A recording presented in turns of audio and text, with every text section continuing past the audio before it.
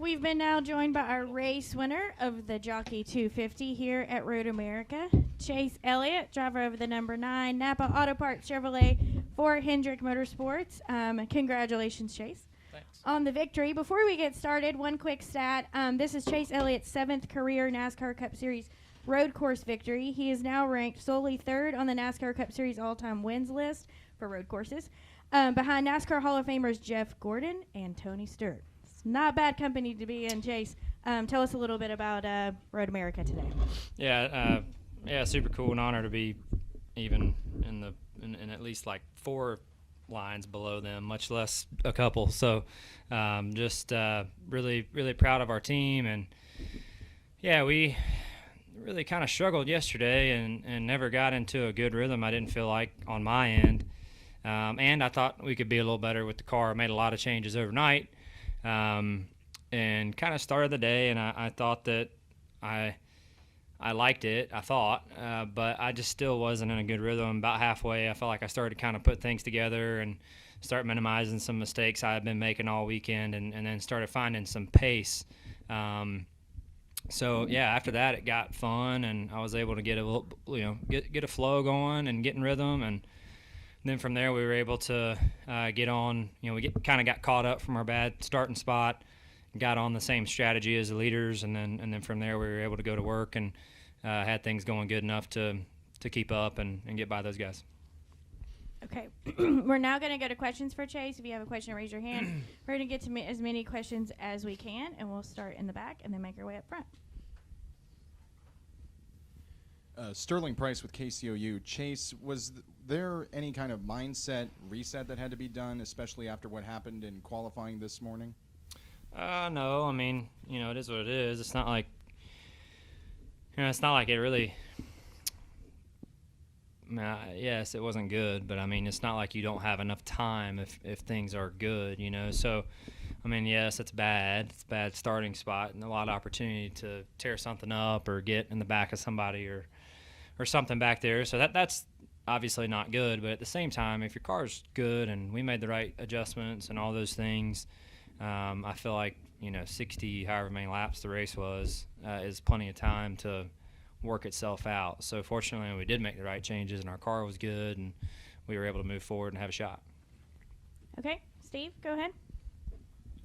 Steve McGargy, Associated Press. Just why do you think you've been so effective on these road courses, and not just in so many different types of road courses as well? Yeah, I honestly don't know, man. I wish I did. If I did, I'd tell you maybe.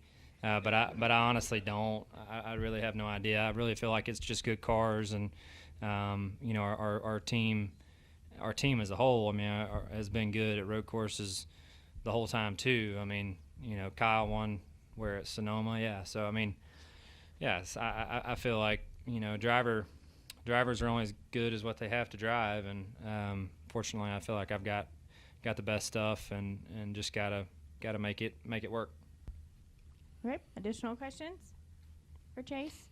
Anybody? All right, Nate, go ahead. Nate, Sports. Hey, Chase, I know as the most popular driver, fan enthusiasm is nothing new for you, but it seemed like you have a little bit of a kinship or something with the Wisconsin fans with the front stretch in victory lane. Yeah, I don't know. I haven't really spent any time in Wisconsin, so I'm not sure why they were so loud, but it was super cool. Man, they were fired up. They were. The amount of peer pressure I felt to do a burnout was like, wow. I don't know that I've ever had that much peer pressure in my life to do a burnout. And I knew it was going to happen. NASCAR was yelling at me to make sure I went around the whole track.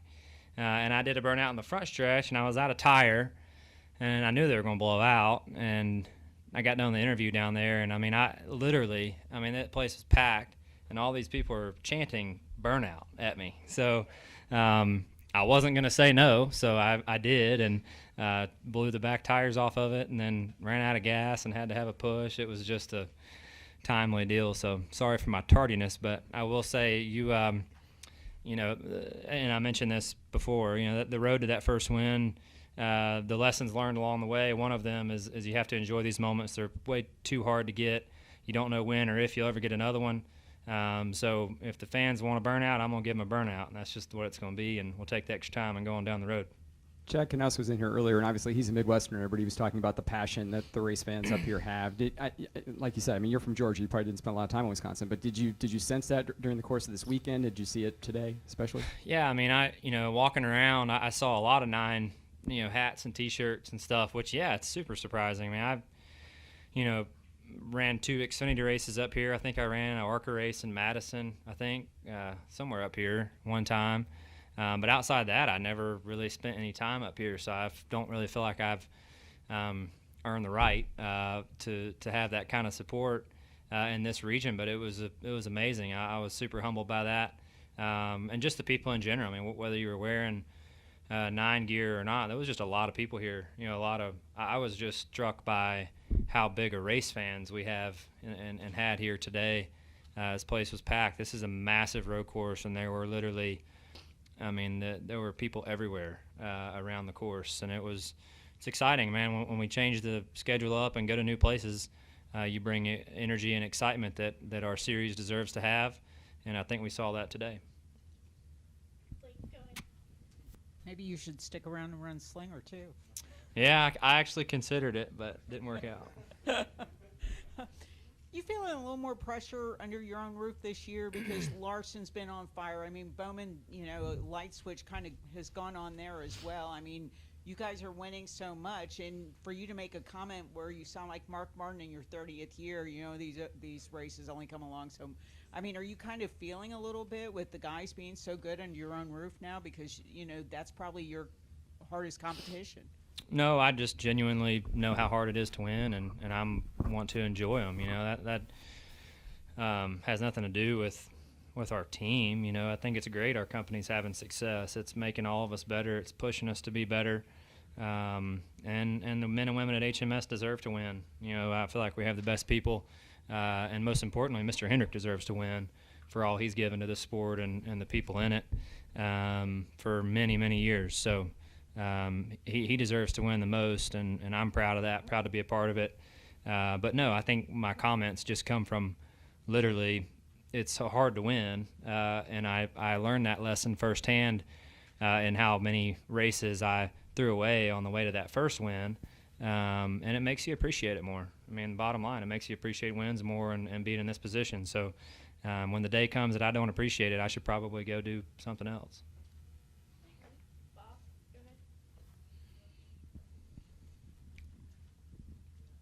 You mentioned it a little bit earlier, but Alan also talked about Pocono and how damage kind of hurt your days at Pocono, and that was his big concern about starting in the back. So I'm curious if you had, thoughts of, oh my gosh, is this going to be Pocono all over again? Yeah, I was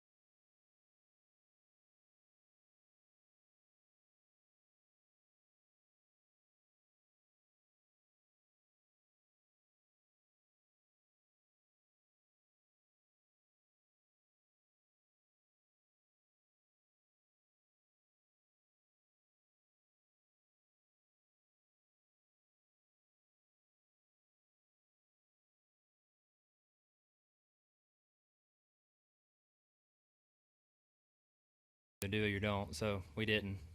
So today we did, and that's what matters right now. Yep. All right. Any final questions for Chase? All right. Congratulations again on another victory, Cool. and we appreciate you spending some time with us. Thank you.